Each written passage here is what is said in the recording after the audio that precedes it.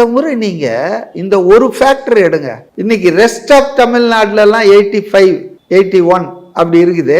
சென்னையிலையும் 80, 90 வந்துடுச்சுங்க. இப்போ சென்னையில் ஆர்கே நகர் கான்ஸ்டிடியூன்சியில் 90%, பெரம்பூர்ல விஜயரி 89.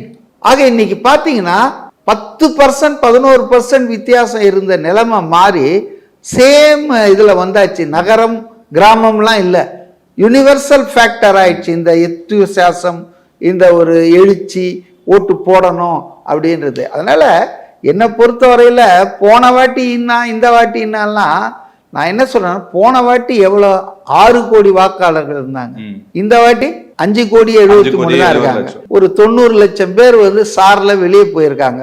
அதுல ஒரு 30 லட்சம் பேர் திருப்பி உள்ள வந்திருக்காங்க. ஆனா நெட்டா ஒரு 70-75 லட்சம் போயிட்டாங்கல்ல. அப்ப குறையதானே குறையணும், இதுல என்ன பெருசா இருக்கு? ஸோ பர்சன்டேஜ் தான் நீங்க பார்க்கணும். போன வாட்டி 62, இந்த வாட்டி 80%.